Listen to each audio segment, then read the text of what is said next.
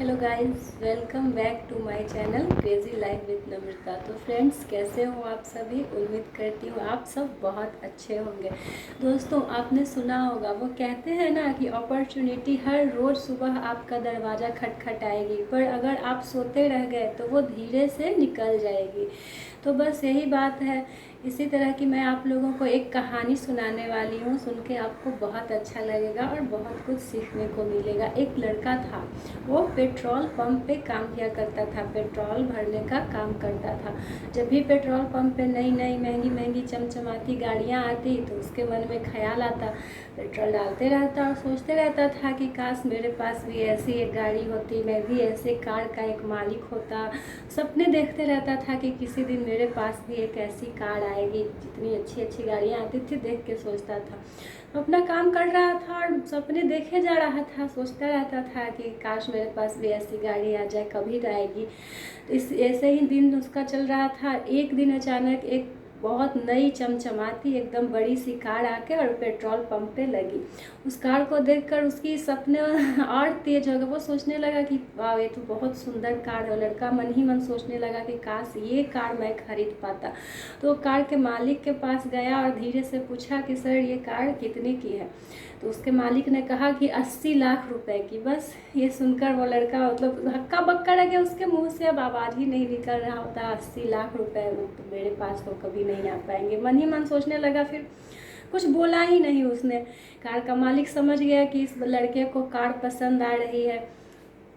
तो उसने कहा कि देखो, ये कार मैंने 80 लाख में लिया है। मैं एक बिजनेसमैन हूँ, बहुत मेहनत किया, दिन रात काम किया, मेहनत करके अपने बिजनेस स्किल्स बढ़ाया और मैंने ये कार 80 लाख में लिया, तुम भी ले सकते हो। लड़का मन ही मन हंसने लगा। सोचा कि सर क्या बात कर रहे हैं, एक पेट्रोल पंप पे काम करके मैं 80 लाख की कार कैसे खरीद पाऊँगा? तो उसने ध्यान ही नहीं दिया। लेकिन उस कार के मालिक ने उसे अपने एक पैकेट से निकाल कर उसे एक विजिटिंग कार्ड दिया और बोला कि इस पे मेरा नंबर है, अभी मैं थोड़ा जल्दी में हूँ, तुम बाद में बात करना, मैं तुम्हें ये कार दिलवाऊंगा, तुम्हें आगे बढ़ाऊंगा, तुम्हें कुछ ऐसे आइडियाज़ दूंगा जिससे तुम आगे बढ़ सकते हो, बहुत कुछ अच्छा कर सकते हो अपनी लाइफ में।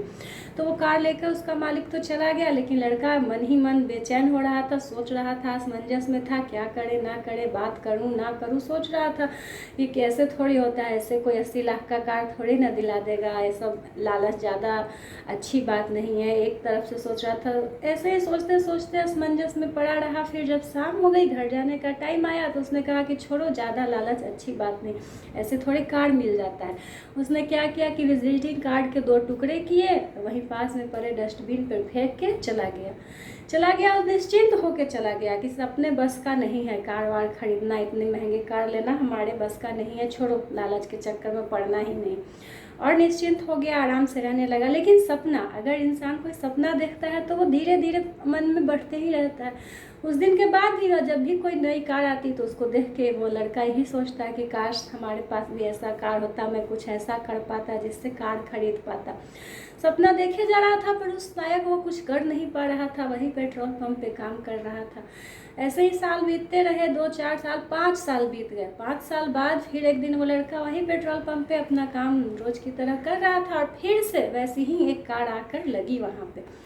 उस लड़के ने सोचा कि शायद वही सर फिर से आए होंगे, तो वो गया दौड़ते दौड़ते उसके पास। देखा तो कार में कोई और आदमी बैठा हुआ था, कोई दूसरा लड़का बैठा हुआ था। वो सर उस कार में नहीं थे। फिर भी उसने उस लड़के से भी पूछा, बहुत अच्छा देखने में स्मार्ट लग रहा था, उससे पूछा कि भाई, ये कार तुमने कितने में ली? तो उसने बताया कि मैंने ये कार 80 लाख में लिया है। और फिर उसने बताया कि शायद तुम भूल गए, 5 साल पहले मैं भी यही काम करता था, झाड़ू लगाने का, और तुम पेट्रोल पंप पे पेट्रोल डालते थे कारों में और मैं झाड़ू लगाता था। तुम मुझे याद नहीं हो, पर मैं तुम्हें याद नहीं हूँ, पर तुम मुझे अच्छे से याद हो। तुमने याद है, तुम्हें एक सर आए थे जिसने तुम्हें अपना विजिटिंग कार्ड दिया था और तुमने उस कार्ड को डस्टबिन में फेंक दिया था।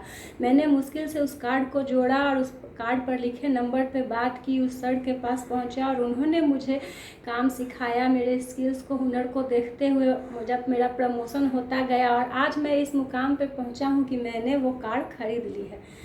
तो वो लड़का सोच के आश्चर्यचकित हो गया कि ये तो मुझसे बड़ी गलती हो गई, मौका तो मुझे मिला था पर मैंने खुद ही उसे गंवा दिया। तो हमारी ज़िंदगी में भी अक्सर ऐसा होता है, किस्मत हमें मौका देती है, अपॉर्चुनिटी देती है, पर हम उस पर ध्यान ही नहीं देते हैं, हम उस पर अमल ही नहीं करते। इसलिए कहते हैं कि कभी भी हमें कुछ अच्छा करने का सौभाग्य मिले तो हमें दोनों हाथों से उस पर अमल करना चाहिए, दोनों हाथों से उसे करना चाहिए। तो फ्रेंड्स, इस कहानी को सुनकर आपको कैसा लगा मुझे कमेंट्स करके ज़रूर बताइएगा। और अगर अच्छी लगी हो तो लाइक शेयर कीजिए, मेरे चैनल पर नए हैं तो चैनल को सब्सक्राइब कर दीजिएगा। Thank you.